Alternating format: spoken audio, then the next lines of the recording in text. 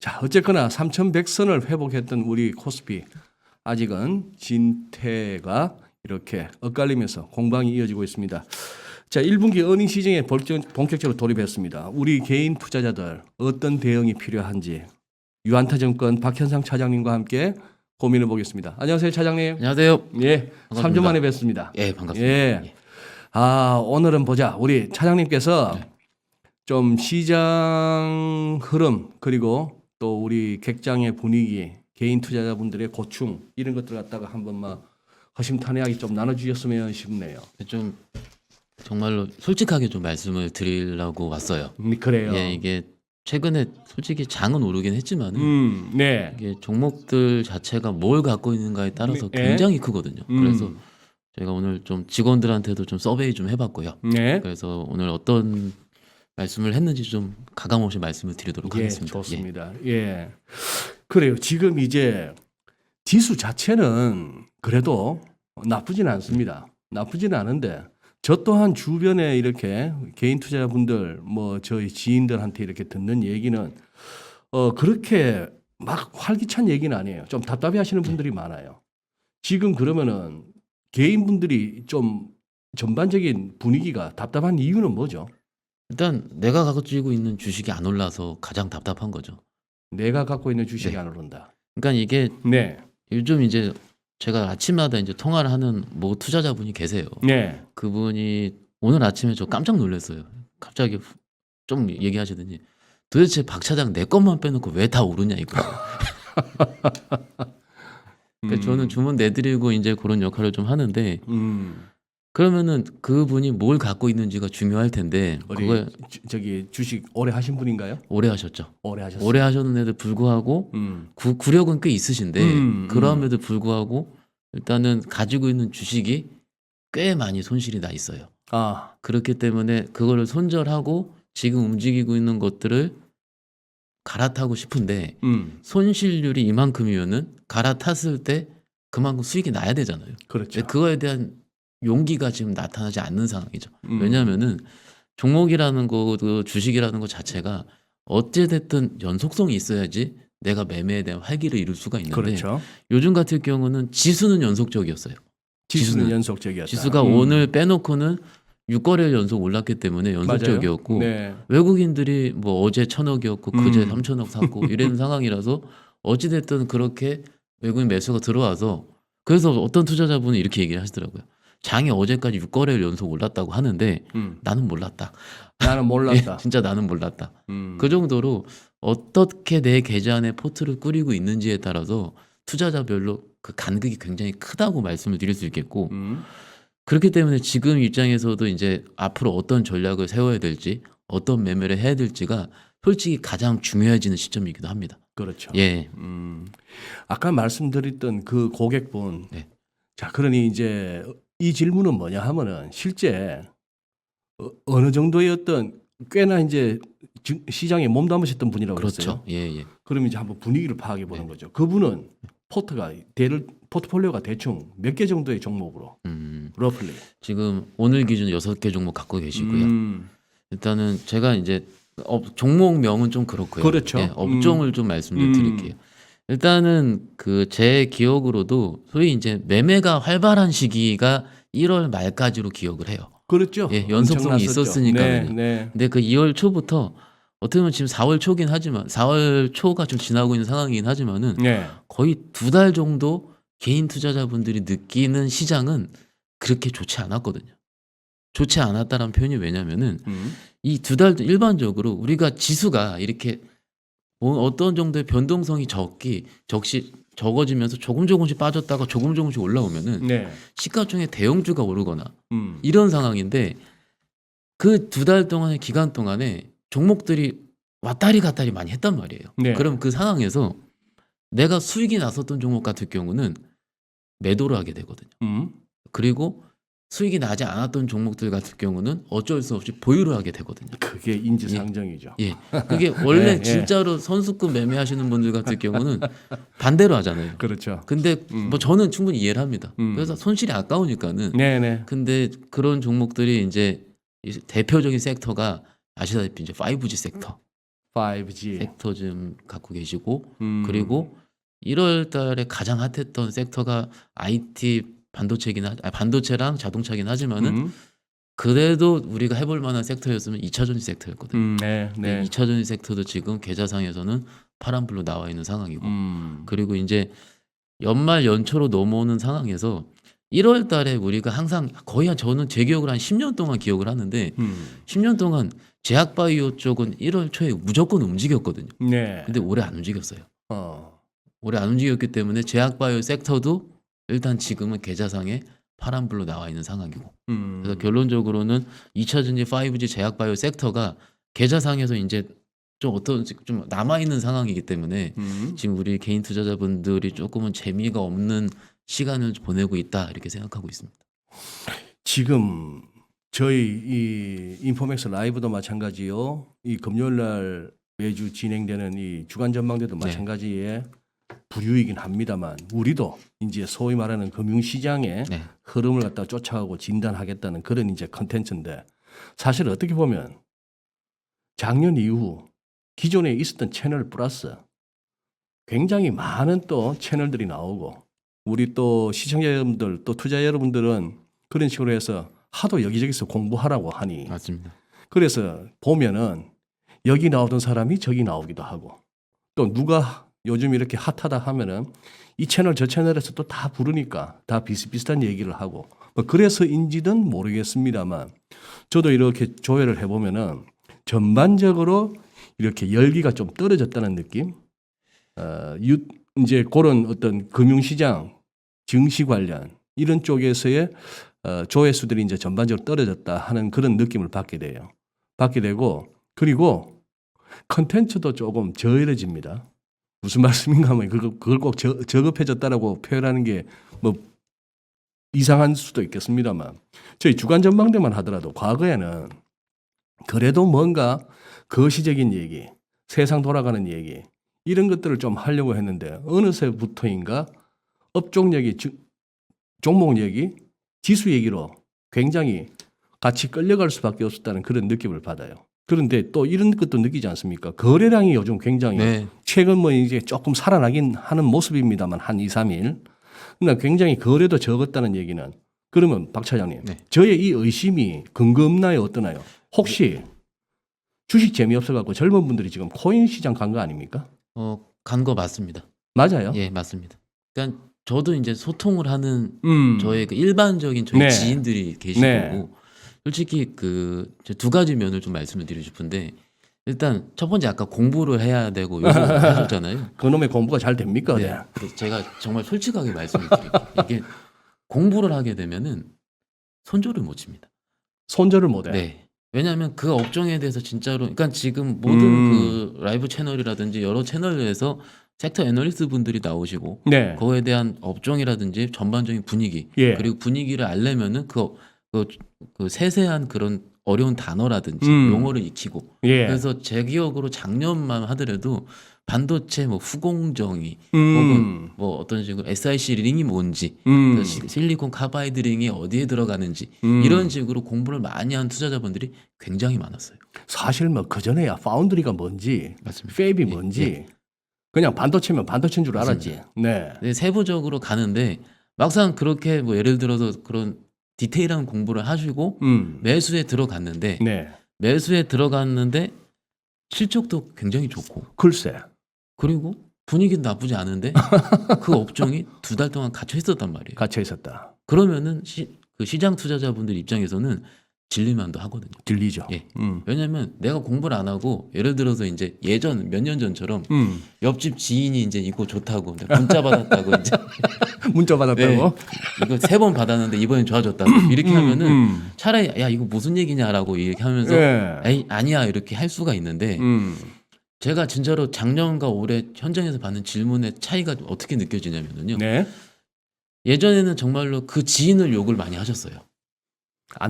왜냐하면 이제 신규로 상담을 오시는 분들 같은 경우는 대부분 웬만한 종목이 한 30% 이상 이제 깨진 상황에서 이걸 내가 어떻게 해야 돼 너무 힘들다. 그래서 그 종목들의 재무제표라든지 어펌을 보면 굉장히 안 좋은 경우가 많았었고 그러면 이제 저희 현장에서는 이제 요거는 조금 앞으로의 그 미래 지향성이 좀 떨어지니 일단 요거는 조금은 어느 정도는 좀 매도를 해서 좋은 걸로 갈아타자 이런 식의 상담이 주류였는데 네. 요즘 같은 경우는 이거 되게 좋다는데 도무지 왜 안 움직여요 이렇게 여쭤보시는 거예요.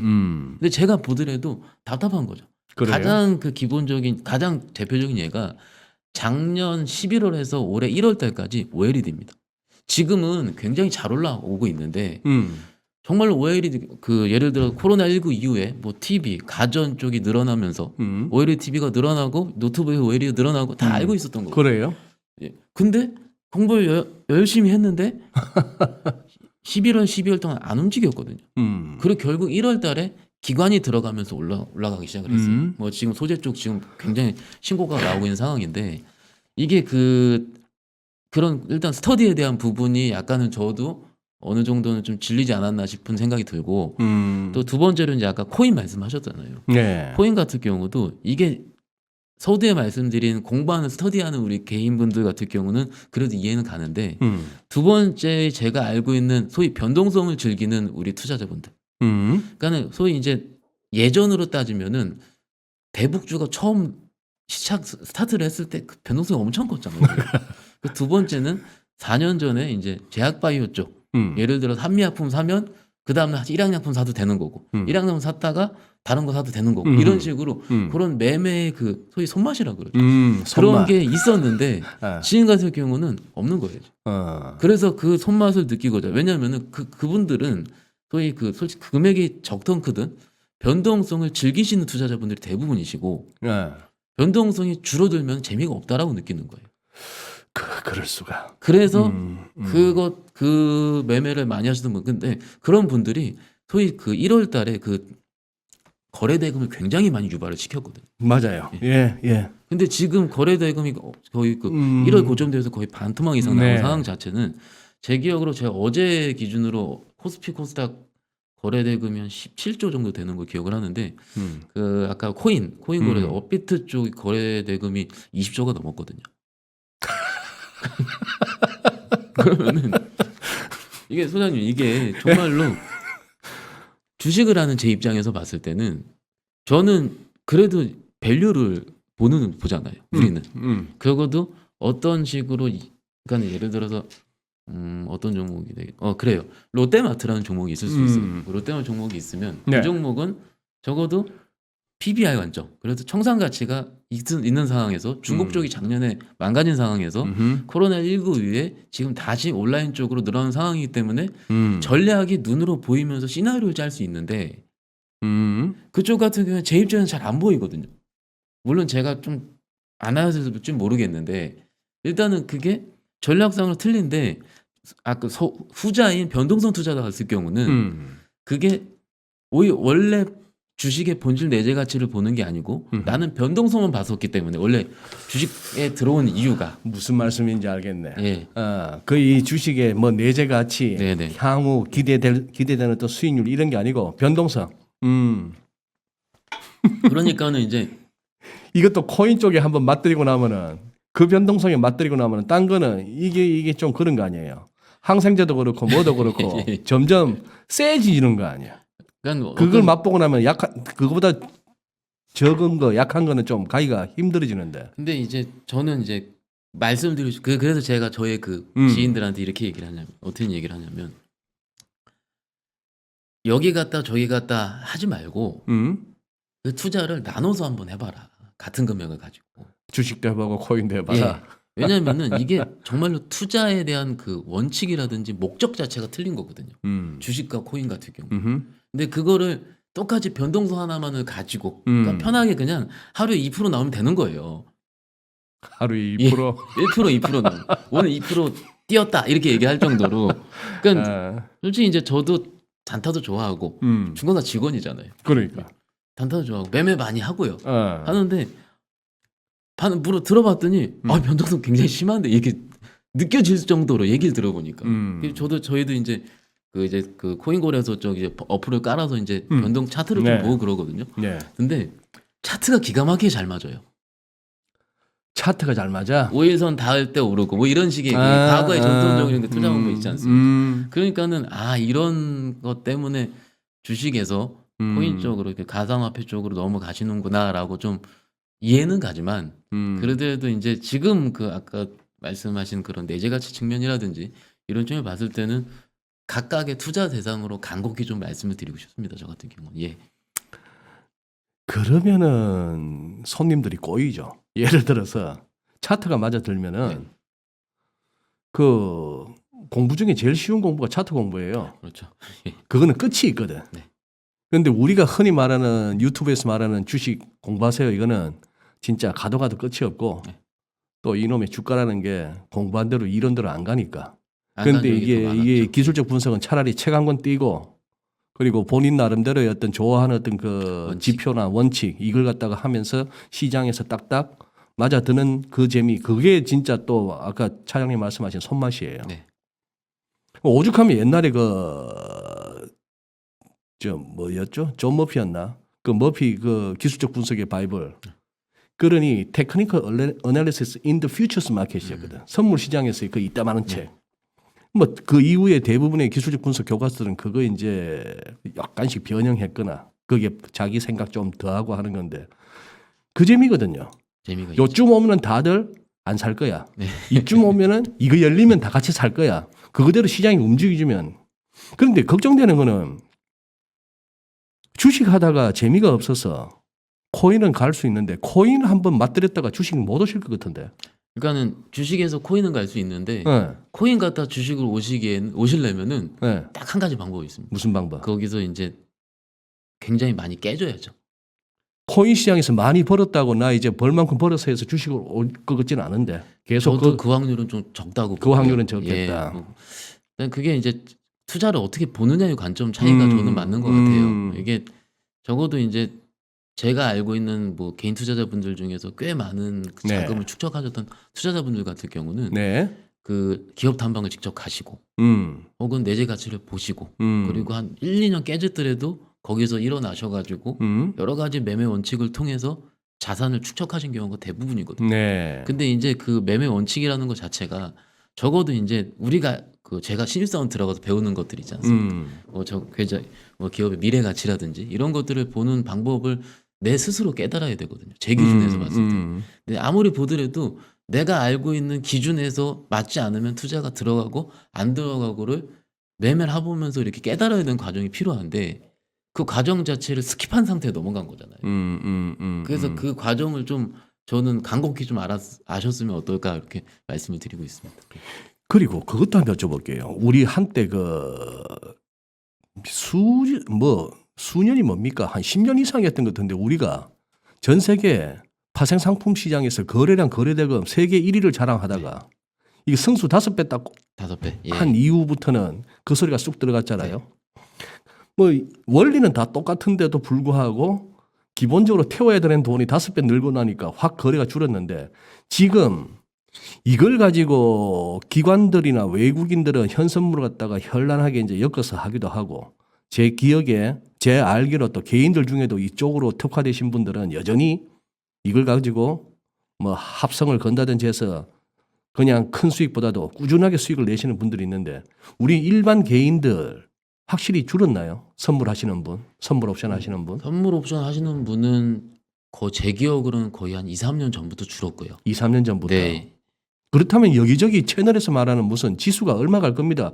그 전망 별 의미가 없잖아요. 지수 가는 거하고 종목 투자하시는 분들에게 있어서 지수가 그렇게 중요하진 않지 않습니까? 이게 실전 매매를 하는 제 입장에서 봤을 때는 지수를 예측해야 될 때는 장이 안 좋거든요. 그러니까 지수를 예측해야 된다는 것 자체는 장이 안 좋기 때문에 지수가 어떻게 언제 반등이 나올까라고 고민을 하는 거예요. 아하. 그러니까는 장이 어느 정도 오늘 뭐 삼성전자가 1.3% 빠지고 하이닉스가 거의 3%대 빠졌는데 네. 오늘 매매할 때 제 개인적으로는 지수 영향을 별로 못 느꼈거든요. 지수 영향을. 네. 왜냐하면 개별주들이 살아서 움직였기 때문에 그리고 이제 우리가 이제 최근 집중했던 섹터들 이 움직이고 있는 상황이기 때문에 오히려 저는 지금 변동성이 적은 지금 시장에서는 지수 예측보다는 종목이나 업종 예측이 좀 더 맞다고 생각을 하고요. 근데 이제 선생님께서 여쭤보신 것처럼 그 선물 옵션 투자라든지 파생 상품 투자 때문에 지수를 예측하는 여러 가지 투자자분들이 계시지 않습니까? 네. 근데 그런 분들은 확실히 줄은 건 맞는 것 같아요. 줄긴 줄었다. 네. 그리고 그러면 지금 삼성전자 말씀하셨으니까 네네. 최근에 이제 삼성전자, LG전자가 같이 이제 실적 발표가 나왔는데 다 좋습니다. 네. 지금 제가 정리해 보니까 삼성전자 전년비 매출 17.5% 늘고 영업이익 44.2% 늘고 LG가 매출이 27.7% 늘고 영업이익은 39.2%. 아, 이런 거 보면 확실히 삼성이 돈은 더 잘 버는구나. 매출 느는 거 비해서 영업이익이 훨씬 더 잘. 그런데 두 개 다가 뭐 이게 뭐 하루 이틀 이런 것도 아니고 1, 2년 이런 것도 아닙니다만 실제 실적이 나오고 나서는 주가가 좀 약합니다. 그죠? 네. 뭐 늘 그랬다고도 볼 수는 있겠는데 어떻게 보세요? 왜 그렇다고? 일단 그 제가 이제 최근 그 삼성전자 실적 나온 지가 이틀이 지났잖아요. 네. 최근 그 이번 주의 시황을 간략하게 정리하자면 지지난 주까지 삼성전자 1분기 컨센서스가 8조 8천억 정도가 됐었고요. 네. 지난주에 넘어오면서 9조가 넘어설 수 있다라는 애널리스트 뷰가 하나씩 바뀌기 시작했고요. 이번 주 초에 10조를 부르시는 분이 나왔었어요. 아, 그러면 실제 발표된 건 9조 3천억이고. 발표된 9조 3천억이면 이게 저는 바라온 건데 제가 수요일 날 삼성전자 실적 발표를 했는데요. 네. 월화 기간 동안 차라리 오르지 말자. 정말 이게 정말 현장의 소리거든요. 현장의 소리. 미리 올라 버리면은 발표 날 빠졌어요. 여태까지. 늘 그랬죠. 늘 그래왔었습니다. 맞아. 예. 그러니까 그래서 제발 그러면 그때는 저 플랫 했거든요. 이틀 동안에는 네. 월화좀 플랫 했는데 그러면은 예. 차라리 10조 나오자. 우리 저 노건창 센터장이 그랬나 맞습니다. 보네요. 예. 우리 또 책수 나나나님 딱 써주시네. 네. 예. 10조 나오자. 그럼 10조 나오면 어닝 서프라이즈가 되니까 한번 땡기면은 그럼 우리가 바라던 3,200 한번 찍자. 이렇게 생각을 했거든요.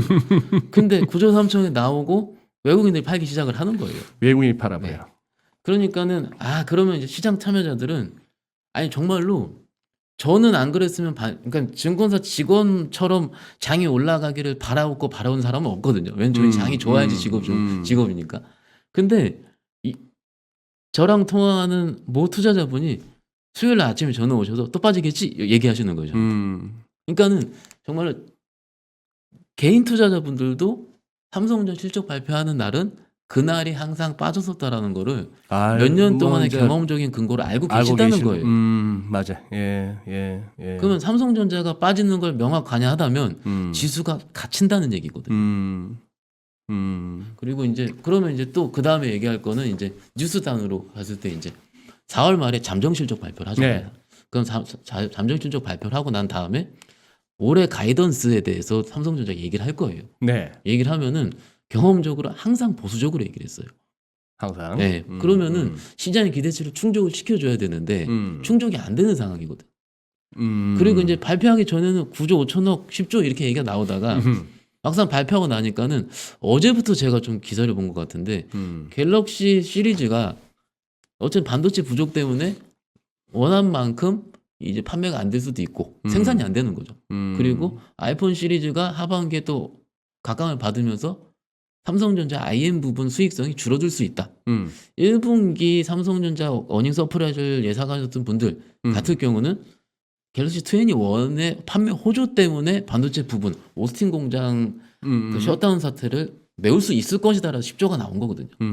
근데 지금 이틀 정도밖에 지나지 않은 상황인데 반도체 부족으로 반도체 부족은 지난주도 있었거든요. 똑같은 그건 뭐 하루 이틀 된 일도 아닌데. 근데 그 전망 자체가 빠지니까 그렇게 나오는 거예요. 아하. 그러면은 저도 진짜로 개인 투자자들과 맨날 매매를 하고 매일 통화하는 사람 제 입장에서는 오를 때는 간다 그러고 좋다 그러고 빠질 때는 안 좋다 그러니까 이 상황이 지겨운 겁니다, 솔직히.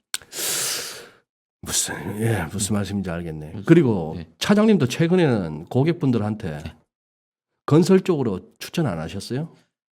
추천을 솔직히 이제 제가 저희가 들어오기 전에 여쭤봤었잖아요. 최근 10년 동안 주식을 매매하셨던 분들 같은 경우는 건설주를 쫓아잡은 다음에 수익 난 적이 단 한 번도 없었어요. 올라갈 때. 건설이 좀 간다 싶어서 따라 붙었다가 재미 본 적이 없다. 없었어요. 가다가 고점, 가다가 고점, 가다가 정말로. 왜냐면 구주택 경기 자체 살아나지 않았으니까. 근데 저는 조금 변화를 감지한 게 뭐냐면은 선거 이후에 네. 원래대로라면 네. 선거 저기 선거 이후에 건설 쪽을 지지하는 후보가 당선이 됐잖아요. 이번 네. 같은 경우. 당선이 되면은 모멘텀 소멸로 빠졌거든요. 원래 여태까지 과거의 패턴상으로는. 모멘텀 소멸로 네. 재료 소멸. 바이오노머 세럼 팩트에서 예. 그 논리로 왜냐하면은 음. 똑같은 논리로 그 후보 관련된 관련주가 있잖아요. 음. 관련주는 당선되는 날이 항상 고점이었거든요. 그래요. 정책도 똑같았어요. 근데 이번엔 틀리더라고요. 이번엔 틀리다. 이번엔 틀렸습니다. 오늘 조금 빠지긴 했지 얼마 안 빠졌고요. 견고하게 살아 있거든요. 그러면은 지금까지는 제가 약간은 시장을 좀 코인에 빗대서 좀 이렇게 이쪽으로 좀 빠져나온 것도 말씀을 드렸지만은 그러더라도 저희한테 남은 60조 이상의 유동성이 있잖아요. 네, 네. 그 유동성이 정말 떠나지 않고 삼성전자는 어차피 외국인들이랑 기관의 놀이터라고 치고요. 네. 왜냐면 지수를 가두려고 여러 가지 그 합성을 하잖아요. 그랬다 그랬다 치고 그러더라도 그 외국인들이 속해 있지 않은 개별주 섹터, 예를 들어 건자재 섹터라든지 혹은 페인트 그리고 뭐 또 이제 다른 여러 가지 섹터들로 퍼져나가는 게 어제 오늘도 좀 보이더라고요. 그래서 아까 제가 서두에 말씀드린 것처럼 지금 실적 시즌이라 하는데 실적 시즌의 가장 중요한 거는 우리가 이론적으로 알고 있는 실적 시즌은요. 유동성 시즌, 유동성 증시와 실적 증시로 넘어오는 과정이잖아요. 지금 이 과정에는 유동성 증시는 너도 다 오르고 실적 시즌에는 실적 시즌에는 그 실적이 나오는 종목들이 좁혀지거든요. 네. 좁혀져서 종목 셀렉션하기가 어렵다는 게 일반적인 이론이에요. 근데 제가 봤을 때는 이게 지금 다른 섹터들로, 그러니까 예를 들어서 건자재 갔다가 오늘은 폐기물 관련주도 많이 올랐거든요. 그러니까 이게 종목들이 온기가 퍼져나가고 있는 중이에요. 그래서 이게 그러더라도 지금 지수 관련 대형주들은 좀 갇혀서 좀 밀리고 있긴 상하긴 하지만은 중소형주 섹터 중에서 과거에 저평가를 받았었던 예를 들어서 의류 관련 섹터는 항상 좋았는데 이제 코로나19 이후에 이제 보복 심리 때문에 이제 살아나고 있는 중이지 않습니까? 그런 쪽도 요즘 신고가가 나오고 있는 상황이니까는 네. 한번 좀 그래도 해볼만 하겠구나라고 좀 생각은 다시 한번 하고 있습니다. 지금 재밌는 채팅방에 우리 재밌는 표현들이 많으세요. 안젤라님은 그러시네. 요즘은 주식 문법이 잘 안 맞더라고요. 지금 네. 우리 박찬님 말씀하신 것도 일종의 주식 문법인데, 예, 거기다가 또 박현능님은 혹여라도 폭락장이 오면 예금 깨고 들어옵니다. 이런 분들은 여전히 많으실 것 같고. 있습니다. 예. 그런데도 이 조정다운 조정장이 아직까지 안 오니까 네. 계속 진입 타이밍을 못 잡는 거 아닙니까? 그러니까 이게 증시개혁원에 이제 소장님 더 많이 하시는데 이제 기다리는 조정은 오지 안 않는다. 예. 근데 종목별로 조정은 왔었어요. 종목별로. 예, 종목별로 왔었고요. 그 이제 지금 이제 제가 이제 최근에 주목하고 있는 섹터 같은 경우는 그게 궁금하네요. 예. 네. 컨텐츠 섹터를 조금 주목을 하고 있거든요. 컨텐츠 섹터. 네, 그러니까 드라마 제작사들이라든지 웹툰이라든지. 음. 근데 이게 뭐 저는 이제 막상 저희가 이제 장이 끝나고, 그러니까 1년을 마감하고 나서 그해 가장 많이 올랐던 섹터를 찾아보잖아요. 저희는. 그러니까. 예. 찾아보면은 좀 거기가 허무맹랑하다라고 느낄 그런 섹터들이 막상 실적이 2분기, 3분기 꽂히면서 나중에 보면 많이 올라왔었거든요. 3년 전에 대표적인 게 KMW는 5G 섹터예요. 그때 같은 경우는 대부분들이 5G 요금제 비싼데 누가 가입을 하겠어? 잘 터지지도 않는다 했는데 그 KMW라는 종목이 3월 달에 1분기 실적 처음 플러스 내면서 2분기, 3분기까지 처음 200억, 400억, 600억 내고 거의 주가가 8배가 갔거든요. 근데 저희 같은 경우는 그런 거를 좀 찾아야 되는 게 더 급선무라 생각을 해요. 네. 왜냐면은 이게 모든 그 소위 대박주 혹은 주도주 같은 경우는 어닝을 3년치를 한 번에 땡겨오잖아요. 실적이 좋아 보인다가 아니고 이제 좋아질 것 같아 하면 3년치를 계산을 한 다음에 그 계산치를 한 번에 주가가 땡겨버립니다. 네, 예. 근데 지금 이제 컨텐츠 섹터 자체가 네. 지금 유튜브, 저희가 하는 유튜브 채널도 그렇고 작년까지 드라마 제작사들 같은 경우가 예. 아시다시피 이제 지상파에 협상 권한이 없었어요. 왜냐면 거기서밖에 방영이 안 되니까는. 근데 지금 같은 경우는 올해로 넘어오면서 거기에 방영이 안 되면은 유튜브든 넷플릭스든 디즈니 플러스든 HBO든 중국이든 이런 식으로 방영할 수 있는 권한이 많아지니까는 소위 자체 IP를 가진 컨텐츠 제작사들 같은 경우는 그 소위 협상권이 생기는 거예요. 협상권이 생기면은 이익이 늘어나게 되고 마진이 예, 남거든요. 예. 그래서 그런 지금 주가가 굉장히 좋은 섹터들 자체가 콘텐츠 섹터들은 굉장히 지금 견고하거든요, 지금. 그래서 좀 이렇게 좀 조정이 받는 이런 시기에 뭐 공부도 공부인데요. 그 좀 미래 가치를 지향할 수 있는 그런 섹터들을 좀 찾아보시는 시간도 가지시면 어떨까? 저는 개인 투자자분들의 좀 조언을 드리고 싶습니다. 예. 지금 말씀하신 그쪽 컨텐츠 쪽 플러스 한두 개만 더 말씀하신다면. 일단 이제 지금 요 섹터를 말씀을 드리면 논란이 있어요. 그 메타버스인데 메타버스 쪽은 실적이 지금 안 나와요. 네. VR, AR 글라스부터 시작을 해가지고 네. 그런 안 나오는데 일단 지금 저는 굉장히 좀 고무적으로 생각하는 게 저희 딸이 로블록스라는 게임을 하거든요. 보면은 진짜 재미없습니다. 진짜. 재미없어요? 뭐 이거 왜 할 정도 10살짜리 딸이 근데 아빠 엄청 재밌어 그래요. 근데 로블록스가 지난달에 미국에 상장을 했잖아요. 그러니까 그런 메타버스 관련 게임들이 상장을 하고 있다고. 그리고 네이버에 이제 제페토가 2억 명이 이용을 한다고 하더라고요. 게임 자체가. 그러면은 이제 지금은 당장 그쪽 섹터가 실적이 눈에 보이진 않지만 이익이 꽂히진 않지만은 올해 쿠팡이 상장을 한 것처럼 혹은 두나무가 상장을 하는 것처럼 막상 이익이 지금 눈에 보이지 않더라도 매출액 성장만 눈에 보이면 PSR이라고 그러지 않습니까? 네. 그런 섹터들이 올라갈 수 있는 가능성이 저는 보이는 거예요 지금. 그 아까 제가 들어오기 전에도 과거 전통적인 주식을 하셨던 투자자분들이 재미없고 화가 난다고 말씀을 드린 이유가 저희가 항상 뒤돌아서 1, 2년 후에 보면 올랐던 섹터를 보면은 그 섹터들이 그때는 허무맹랑했는데 2년 후에는 아 그렇겠구나라고 생각을 하는 섹터들이 대부분이거든요. 예. 그것처럼 그 당시에는 허무맹랑했는데. 네. 지금도 음. 주식하셨던 분들은 야, 메타버스 그 뭐 가상현실 뭐 되겠느냐 뭐 이렇게 얘기를 하실 정도로 그 저도 이제 개인적으로 유튜브를 하는데 거기 유튜브를 하면은 저는 메타버스는 안 합니다 하는 투자자분들 많으세요. 왜냐하면 내가 보기에는 그쪽 섹터는 이게 너무 고평가되다 생각합니다. 물론 저는 이해를 합니다. 충분히 공감을 하고요. 하는데 오히려 이제 지금이 이제 좀 계좌상에 이제 100이라는 포트 안에서 50% 정도가 몰려 있다면은 10% 20% 정도의 비중 같은 경우는 소위 성장성이 크게 보이는 섹터로 베팅을 해가지고 거기서 수익이 나는 자금을 가지고 과거에 좀 물렸던 쪽을 좀 상기시킬 수 있는 방법도 좀 있고요. 네. 예, 이렇게 좀 일종의 좀 배팅인데요. 그런 식으로도 좀 주식 매매에 좀 사고를 좀 넓히시는 것도 어떨까 이렇게 좀 조언을 좀 드리고 싶습니다. 예. 지금 우리 박 차장님 지금 고객들 해외 주식 하는 것도 관리하시나요?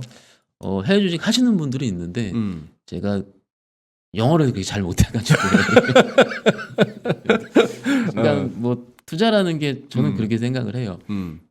제가 잘하는 분야를 조언을 해드려야지 진정한 조언이라 생각을 하는데 솔직히 이제 저도 한글로 번역된 걸 읽으면은 저 고객이랑 똑같거든요. 똑같은 말씀을 드리는 거는 개인적으로 생각하기엔 좀 전문가가 아니라고 생각을 해서 해외 주식 쪽은 뭐 하신다 그러면 제가 말씀을 드리는데 적극적으로 말씀을 못 드리고 있습니다. 예. 아니 이제 제가 받은 느낌은 그거예요. 이따금씩 이제 뭐 국내 투자자들의 이렇게 순매수 상위 종목, 네. 뭐 서학개미들의 뭐 순매수 상위 종목들을 이렇게 보고 네. 그러고 즉각 이렇게 주가 추이를 갖다가 한번 확인을 해보면은 네네. 좀 지칠만 하다는 생각이 드는 거예요. 이 개인들이 많이 이렇게 들고 있는 것들이 뭐 탈도 많고 말도 많았던 종목들을 갖다가 여기저기서 막 동시다발적으로 막 추천하고 이슈성으로 그렇게 하고 그 말씀이 상당히 뼈때리시네. 고객이나 나나 똑같이 저 한글로 번역된 거 보고 그러면 제가 조금 먼저 읽는 거죠. 그러니까 예. 근데 진정 그러고 보니까 이 국내에 과연 얼마나 해외 주식 전문가가 얼마나 진정한 전문가가 있나 싶은 생각이 들긴 듭니다. 이게 정말로 저희가 제대로 된 대응을 하려면은요. 예를 들어서 코스닥 A라는 종목을 갖고 있으시는데 갑자기 깨져요. 깨지면은 게시판을 찾아볼 게 아니고 회사 IR 담당자 빨리 전화해가지고 무슨 일이냐라고 닥달을 해야 되거든요. 예. 저는 그게 관리라고 생각을 해요. 게시판을 볼 게 아니라. 네, 게시판을 보면은 어차피 다 추측성 댓글이기 때문에 음. 빨리 전화를 해서 음. 이게 맞느냐 틀리느냐를 확인을 해야 되는 게 저의 역할이거든요. 근데 대부분 투자자분들은 그게 좀 아니죠. 근데 해외에선 전화를 못 하잖아요. 지금. 그래서 좀 그렇게 생각하고 있고요. 근데 좀 생각을 해보면은 미국 주식 저도 보죠. 보는데 그 저희 3월 달이죠. 3월 달에 국채 변동성 심해질 때 네.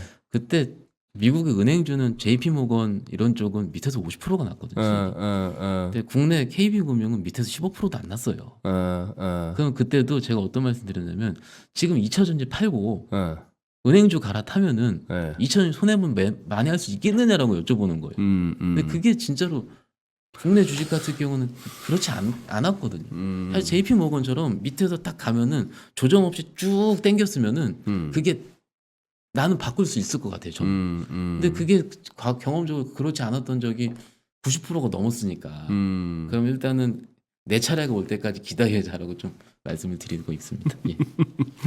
지금 이제 뭐 한 달 정도 남은 것 같은데 공매도 재개 시점. 네. 여기 뭐 정책적인 결정 뭐 번복 같은 건 없겠죠. 된다 봐야겠죠 그냥. 이미 두 차례 이상 논의가 끝난 상황이기 때문에 저는 이렇게 번복될 확률은 적다고 보고요. 근데 좀 드리고 싶은 말씀이 있어요. 공매도 관련해서. 공매도 관련해서. 예, 이게 네. 우리 개인 투자분들이 지금도 지금 라이브를 통해 많이 듣고 계신데 대부분 분들이 이제 공매도는 나쁘다. 공매도 이게 기관 투자분들이 나와가지고 공매도는 뭐 그 외국인의 매수 활성화를 위해서 괜찮다 뭐 이렇게 얘기를 하시잖아요. 그럼 이제 막 욕을 하시는데 그거 말고요. 공매도 제가 이제 공매도 헤지펀드 매니저는 아니지만은 과거 이제 저 그 헤지펀드 매니저한테 포럼이라든지 이런 경험을 통해서 전략을 좀 제가 들어봤어요. 네. 예를 들어서 같은 업종 내에서 실적이 좋아진 A 종목과 업종은 좋죠. 근데 실적이 같은 업종 내에서 실적 변동성이 적은 B라는 종목이 있어요. 네. 그럼 A와 B 종목을 비교를 해서 A 종목을 롱을 하고 B 종목을 숏을 하는 거죠. 그럼 그들 같은 경우는 평균치를 맞추려고 그렇게 하는 거예요. 그리고 근데 숏을 친 B라는 종목이 그들의 그 내부적인 논리에 따라서 5% 이상이 올랐어요. 오르면 어떻게 되겠습니까? 손절해야죠. 손절해야죠. 그럼 쇼커버가 들어오죠. 쇼커버 들어가야지. 괜히 그래서, 매도 쳤다가 다시 환매수 들어가야죠. 쇼커버를 해야 되기 때문에 오히려 쇼커버가 나올 확률도 저는 있다고 봐요. 왜냐면은 우리가 이제 공매도를 싫어하는 가장 큰 이유가 제약바이오 쪽 항상 공매도를 했으니까. 시달렸으니까. 그 5월인데 때마침 이제 5월 달이 또 제약바이오 쪽에 시즌이 좀 있는 달이에요. AACR부터 해서 아스코라 그래가지고 미국 아마케 이런 쪽 딱 있는 시즌인데 그때 만약에 정말로 우리가 싫어하는 외국인들이 그렇게 항상 제약바이오 공매도를 쳤었다면은 오히려 그런 시즌에는 이벤트가 있는 시즌이기 때문에 오히려 매수세가 몰려서 올라가게 되면은 오히려 공매도를 숏을 했었던 외국인들 같은 경우는 숏커버를 할 수밖에 없는 상황이거든요. 그렇죠. 네. 그리고 이제 제약바이오 쪽에 시총이 가장 큰 종목이 이제 삼성바이오로직스랑 셀트리온인데 전망 자체가 상반기보다는 하반기가 좋아지고 있거든요. 네. 셀트리온 같은 경우는 이제 코로나 치료제 관련 이제 매출이 들어오는 시기고 삼성바이오로직스 같은 경우도 하반기 3분기부터 실적이 개선된다는 보고서가 나오고 있으니까는 제약바이오 쪽으로 쉽게 공매도를 치긴 어려울 거예요. 외국인들 입장에서도. 그래서 너무 겁먹거나 그러시지 말고요. 일단 같이 부딪혀 보시는 게 어떨까 싶습니다. 이게 또 우리나라에서도 약간 그 게임스탑 비슷한 사태가 벌어질 수도. 저는 한번 그렇게 혼쭐을 내줬으면 좋을 것 같고요.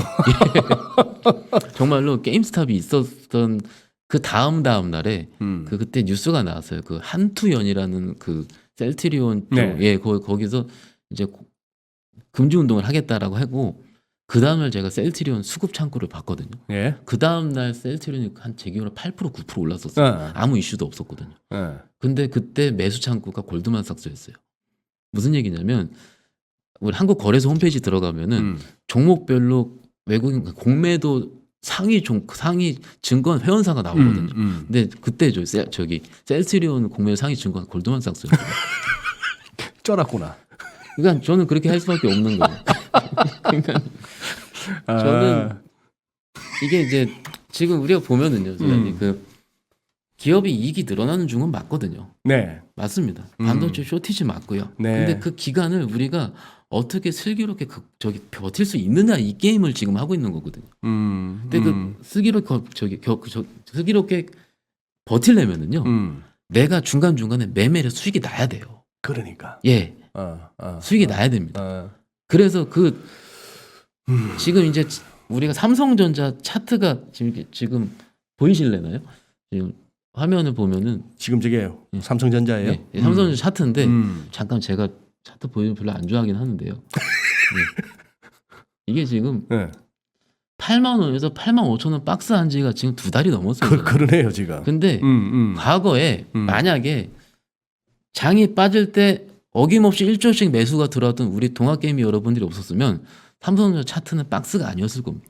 망가졌겠지. 망가졌습니다. 그러면 그 예. 말씀. 네.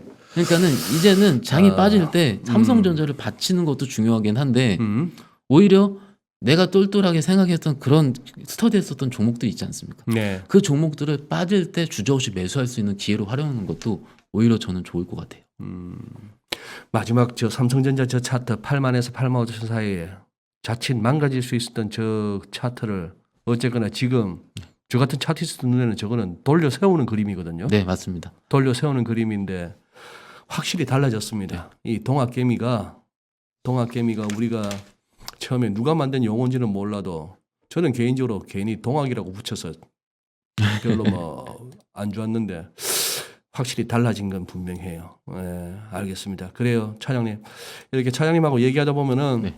우리 개인 투자자분들이 당장 내 계좌에 무슨 뭐 숫자가 달라지는 거 아니더라도 어떤 힐링이 될 것 같은 그런 생각이 듭니다. 그러면서 어차피 뭐 하루 이틀 여기 머무는 것도 아니고 1, 2년 머무는 것도 아니고 이제 투자라는 것을 갖다 계속해서 생활화해야 되는 그런 시대를 산다고 본다면은 좀 이런 대담을 통해서 우리 투자 여러분께서도 좀 생각을 다듬는데 도움이 되지 않았나 한번 전화한들 한번 생각해 봅니다. 예. 오늘도 고맙습니다. 감사합니다. 예.